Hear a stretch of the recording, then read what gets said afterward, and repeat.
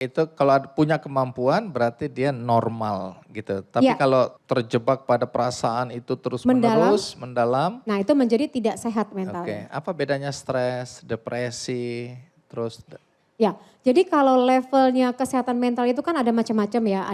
Ada yang mengalami ADHD.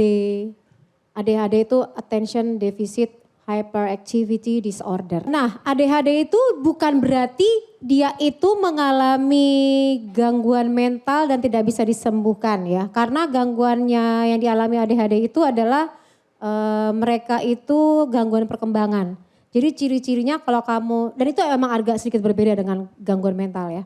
Kalau gangguan mental itu lebih ke arah dia mengalami depresi, stres gitu loh. Bahkan cenderungan ingin bunuh diri. Kalau depresi itu tingkat indikatornya udah tinggi. Kalau stres itu tertekan. Stres itu pada saat menghadapi tuntutan dia tidak bisa mengelolanya. Nah itu akan menjadi dampak terhadap stres. Tapi kalau dia bisa ngelola tuntutan yang datang, maka stres itu akan berubah menjadi eustress. Eustress itu dibutuhkan untuk orang-orang yang deadline kerjanya. Gitu.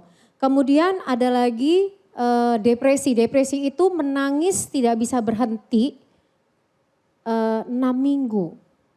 Jadi bawaannya pengen nangis tanpa alasan. Jadi kalau selama 6 minggu. Nah, terus-terusan. Terus-terusan. Jadi gini, bisa hari pagi ini enggak, tapi sore pengen nangis. Terus kalau kalian misalnya lagi jalan tiba-tiba denger lagu kok pengen nangis ya. Atau misalnya ngeliat pemandangan tek langsung gitu loh. Nangisnya nggak berhenti tanpa alasan. Jadi nggak ada yang menstimulasi dia untuk mengakibatkan dia harus menangis. Bisa, itu disebut dengan depresi. Ciri-ciri lainnya adalah kamu nggak suka mandi. Oh berarti banyak di sini.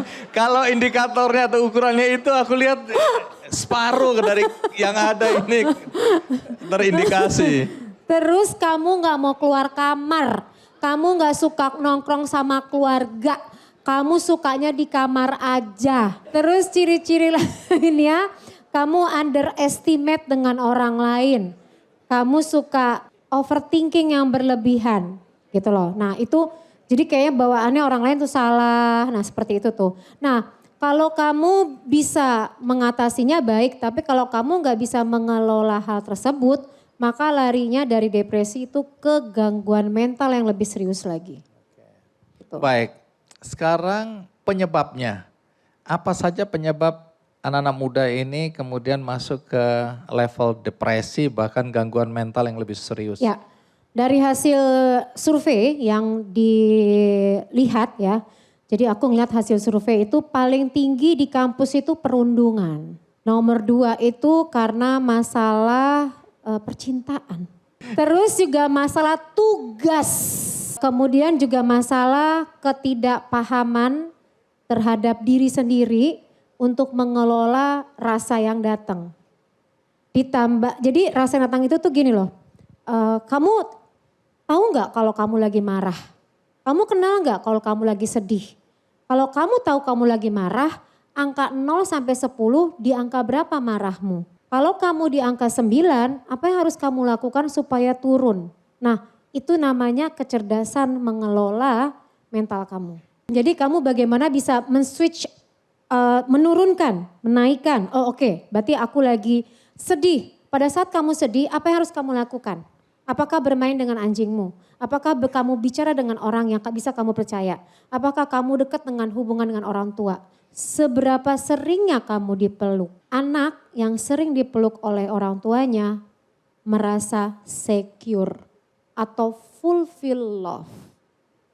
Kalau kamu merasa secure, kamu tidak akan merasa tertekan sebadai apapun kondisi hidup yang datang. Artinya faktor keluarga itu juga ada pengaruhnya untuk menimbulkan depresi bagi anak-anak. Sangat. Tuntutan dari lingkungan dalam hal ini anak pertama, anak kedua, anak ketiga. Tahu kan persoalan-persoalannya anak tengah tuh sering banget nyari perhatian. Anak pertama yang lebih dominan, anak bontot yang disayang. Nah itu menjadi polemik di dalam keluarga gitu loh. Nah Orang tua yang tidak mengajarkan kecerdasan emosi pada anak sejak kecil, kecerdasan emosi itu gini, kamu terlihat sedih, kamu terlihat kecewa, diajarkan perbedaannya. Dan si anak juga berani ngomong, kamu berani speak up gak sama orang tuamu? Nah itu persoalan juga di antara runtutan penyebab orang mengalami masalah mental adalah tidak bisa mengungkapkan rasa. Dan orang tua yang tidak paham cara mengelolanya. Kemudian pada saat kamu terluka, orang tua kamu mendengarkan atau menceramahi.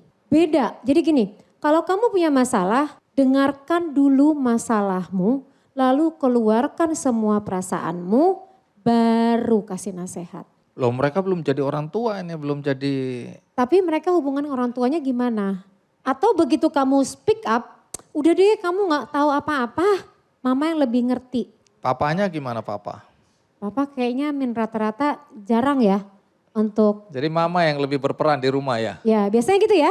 Kalau papa Curhatnya lebih ke mama? Dan memang perempuan atau ibu itu afeksi. Anak yang hubungannya baik sama ibunya biasanya afeksi itu perasaan. Dia baik. Jadi jadi orang baik. Jadi orang yang empatinya tinggi. Anak yang punya persoalan dengan ayah, kakinya kurang kuat dalam menapak. Itu fisik atau hanya kiasan? Secara psikologi. Oke. Tapi tunggu dulu, kenapa giliran ayah yang jelek gitu ya? Ibu afeksi. Kalau bermasalah sama ayah, jangan gitu contohnya. Kalau dia dekat sama ayahnya, dampak positifnya apa? Dampak positifnya dia tahu karirnya. Oke, gitu dong pembandingnya. jadi Sarah. Tenang yang cowok-cowok aku belain ya. Jadi kalau kamu punya, yang cewek-cewek juga sama. Kalau kamu punya masalah sama ayahmu, kamu kebingungan karirmu. Kalau kamu pebisnis, kamu harus punya hubungan yang baik dengan ayah. Bentuknya bukan dikasih uang ya, bentuknya adalah kamu ada sama beliau. Kamu dicintai. Bukan bentuknya dicintai dalam bentuk barang, enggak. Tapi ayah mengungkapkan, aku mencintaimu. Kamu mengungkapkan, ayah I forgive you. Saya mencintaimu ya. Itu sering-sering, nanti pulang dari sini sering-sering peluk. Beda sama teman-teman kebanyakan, saya ini lahir tanpa sosok seorang ayah. Sampai detik ini pun saya nggak tahu papa saya siapa. Sempat coba bunuh diri beberapa kali. Apa? Kamu sempat berpikir ke situ? Yes.